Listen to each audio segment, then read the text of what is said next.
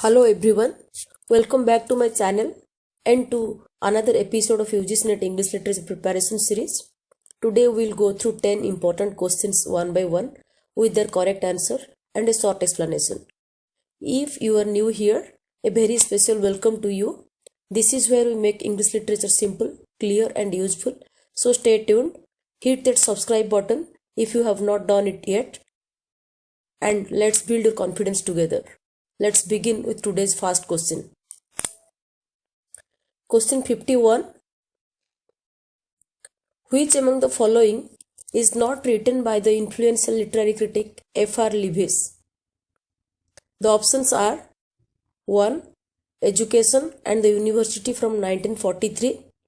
Option 2. Culture and Practical Region from 1976. Option 3.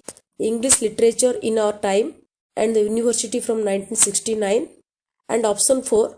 Revaluation from 1936. Just think about it. Yes, the correct answer is option 2. Here is the reason. While the other three are well-known works by F.R. Leavis, Culture and Practical Region is actually a book by the anthropologist Marshall Sahlins. This is a test of your specific knowledge of critical figures and their bibliographies.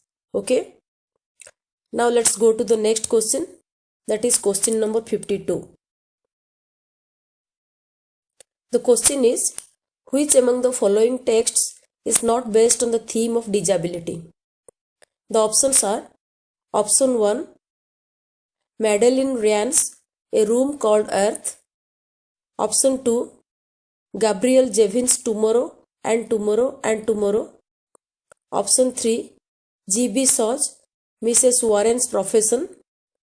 And option 4, Julia Heberlin's We Are All the Same in the Dark.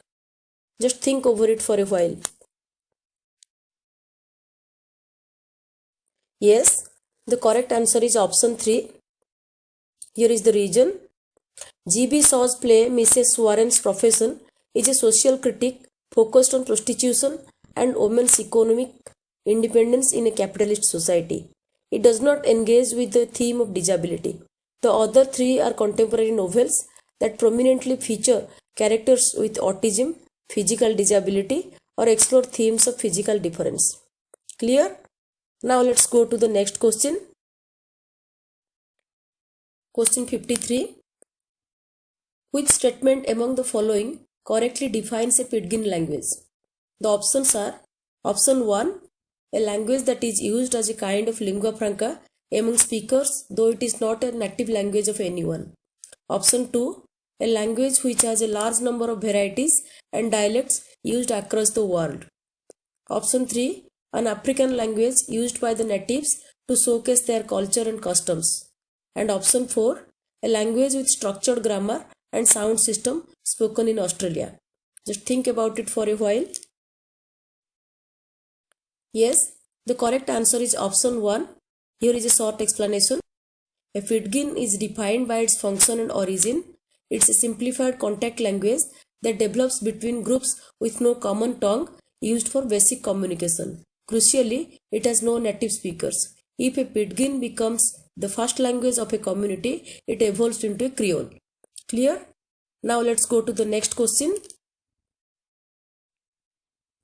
Here is the question number 54. What is the appropriate term for the study of language across time? For example, the history of changes in a language. The options are option 1, diachronic, option 2, synchronic, option 3, syntagmatic, and option 4, paradigmatic. Just think for a while. Yes, the correct answer is option 1, diachronic. Here is a short explanation. This is a key linguistic distinction. Diachronic linguistics is the historical or evolutionary. This is a key linguistic distinction. Diachronic linguistics is the historical or evolutionary study of language. Its counterpart is synchronic linguistics, which analyzes a language at a specific and fixed point of time. Clear? Now let's go to the next. Which among the following rightly defines homonyms? The options are option 1, morphemes which sound different but have the same meanings. Option 2, morphemes which sound the same but have different meanings. Option 3, morphemes which are added to other morphemes. And option 4, morphemes which sound the same but have different spellings. Just think about it for a while. Yes, the correct answer is option 2. Here is a short explanation. Homonyms are words that share the same pronunciation or spelling but have different unrelated meanings.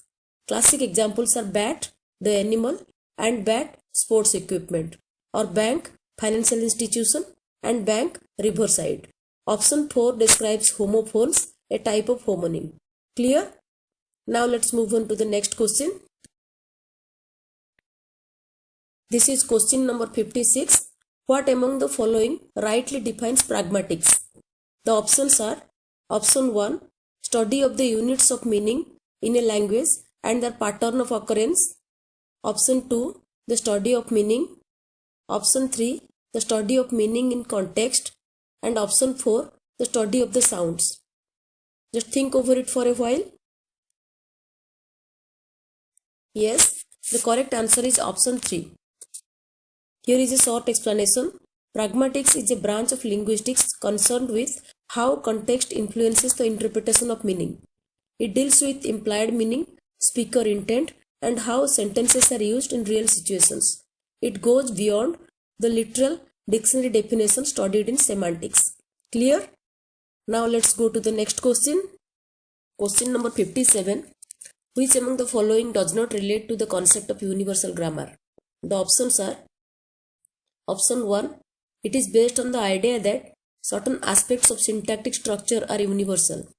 Option 2, it suggests that all languages possess the same set of categories and relations. Option 3, universal grammar is a theoretical concept proposed by Edward Sapir. Option 4, it is based on the postulate that the human brain contains an innate mental grammar. Just think about it for a while. Yes, the correct answer is option 3. Here is a short explanation. The theory of universal grammar, or UG, is a foundational concept in modern linguistics developed by Noam Chomsky.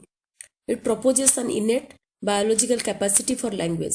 Edward Sapir, an important figure in linguistics, is associated with the Sapir-Whorf hypothesis of linguistic relativity, which is a different idea altogether. Clear? Now let's go to the next question. Question number 58. Which statement among the following rightly defines inversion in grammar? The options are: option 1, a structure in which an auxiliary or other verb comes at the end of the sentence. Option 2, a structure in which an auxiliary or other verb comes before the subject. Option 3, a structure in which an auxiliary may be omitted without affecting the meaning. And option 4, a structure in which an auxiliary is considered essential.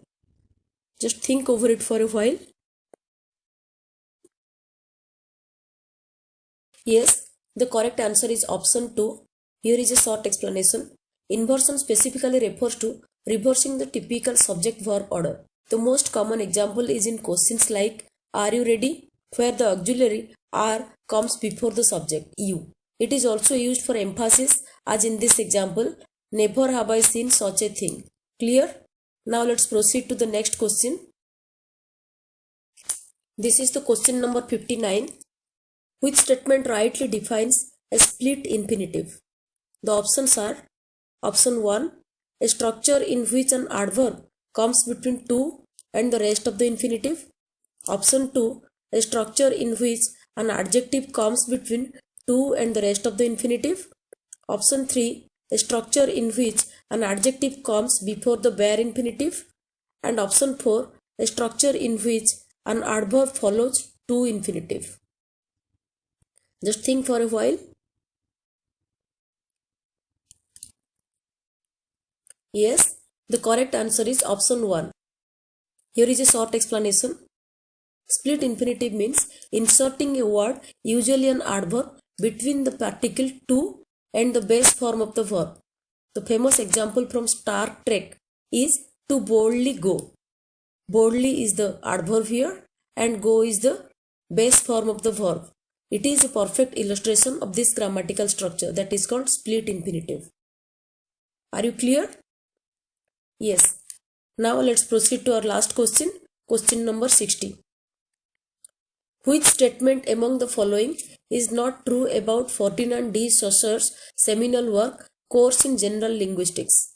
The options are: option 1, it was published posthumously in 1915. Option 2, it discusses the concept of langue and parole. Option 3, langue denotes actual oral and written communication by members of a particular speech community. And option 4, Saussure advocated a synchronic examination of language. Just think about it for a while. Yes, the correct answer is option 3. Here is a short explanation. This option confuses Saussure's two most famous terms. Langue refers to the abstract systematic rules and conventions of a language. It is like the shared social code. Parole is the term for the individual. It includes concrete acts of speaking or writing. It involves the actual instance of communication. Option 3 describes parole, not langue. Clear? Now, this is the end of this episode. Finally, thanks for watching. Kindly consider subscribing my channel. I will come with new and informative videos like this in each episode. Do your work, believe in God, and stay positive.